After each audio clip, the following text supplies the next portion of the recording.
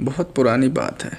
एक बार राजा के दरबार में एक आदमी आया। वह अपने बेटे को साथ लाया था। उसने बेटे को बड़े ढंग से बड़ा किया था, बड़े संस्कारों से ढाला था, बड़ा पढ़ाया लिखाया था। सदा उसे उसकी यही आकांक्षा थी कि उसका एक बेटा कम से कम राज दरबार में का हिस्सा हो जाए। उसने उसके लिए बड़ी मेहनत से तैयारी किया था। उसे बड़ा भरोसा था क्योंकि उसने सभी परीक्षाएं भी उत्तीर्ण कर ली थी। जहाँ जहाँ उसे पढ़ने लिखने भेजा गया, गुरुओं ने बड़े प्रमाण पत्र दिए थे और उसकी बड़ी प्रशंसा की थी। वह बड़ा बुद्धिमान युवक था, सुंदर था, दरबार के योग्य था। आशा थी बाप को कि कहीं वह बड़ा वजीर ही हो जाएगा। राजा से आकर उसने कहा कि मेरे 5 पुत्र में से एक सबसे बड़ा, सबसे ज़्यादा सुंदर, सबसे ज़्यादा स्वस्थ, सबसे ज़्यादा बुद्धिमान है। यह आपके दरबार की शोभा पा सकता है। आप इसे मौका दें। और जो भी जाना जा सकता है इसने जान लिया है। राजा ने सिर भी ऊपर न उठाया और कहा 1 साल बाद लाओ। बाप ने सोचा शायद अभी कुछ कमी है, क्योंकि सम्राट ने सिर भी उठाकर न देखा। इसे तो 1 साल के लिए और अध्ययन के लिए भेज दिया। साल भर के बाद वह अध्ययन करके लौटा। अब अध्ययन को कुछ भी न बचा। वह आखिरी डिग्री ले आया, फिर लेकर पहुंचा।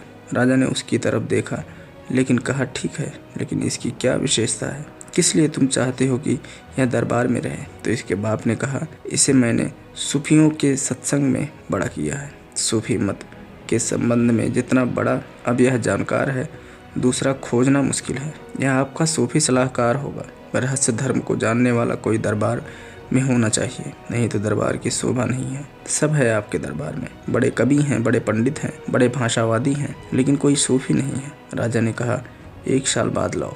1 साल बाद फिर लेकर उपस्थित हुआ। वहाँ तो बाप भी थोड़ा डरने लगा। हर बार 1 साल।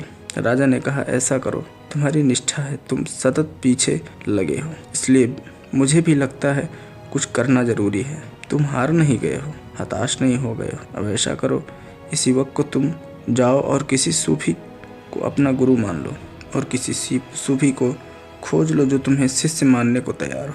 तुम्हारा गुरु मान लेना काफ़ी नहीं है, कोई तुम्हें शिष्य भी मानने को तैयार हो, फिर साल भर बाद आ जाना। अब युवक गया, एक गुरु के चरणों में बैठा। साल भर बाद बाप उसको लेने गया। वह गुरु के चरणों में बैठा था। उसने बाप की तरफ देखा ही नहीं। बाप ने उसे हिलाया कि ना समझ, क्या कर रहा है, उठ। साल बीत गया, फिर दरबार चलना है। उसके बाप को कोई जवाब नहीं दिया। वह अपने गुरु के पैर दबा रहा था, वो दबाता ही रहा। बाप ने कहा व्यर्थ गया, काम से गया, निकम्मा सिद्ध हो गया। इसीलिए हमने तुझे पहले से किसी सूफी फकीर के पास नहीं भेजा था, हम सूफी पंडितों के पास भेजते रहे।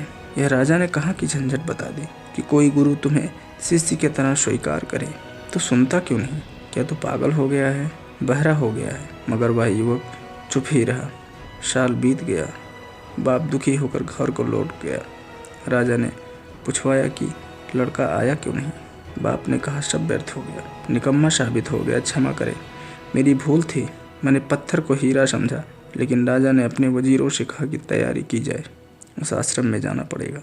राजा खुद गया, द्वार पर खड़ा हुआ। गुरु लड़के को हाथ से पकड़कर दरवाजे पर लाए और राजा से उसने कहा कि अब तुम्हारे यह योग्य है, क्योंकि पहले तो यह तुम्हारे पास जाता था, अब तुम इसके पास आए हो। बाप की दृष्टि में यह निकम्मा हो गया है, किसी काम का ना रहा, लेकिन अब यह परमात्मा की दुनिया में काम का हो गया है। अगर यह राजी हो और तुम ले जा सको तो तुम्हारा दरबार शोभायमान हो जाएगा, यह तुम्हारे दरबार की ज्योति हो जाएगा। कहते हैं राजा ने बहुत हाथ पैर जोड़े, लेकिन वह युवक जाने को तैयार न हुआ। उस युवक ने कहा कि अब इन चरणों को छोड़कर कहीं जाना नहीं, मुझे मेरा दरबार मिल गया है।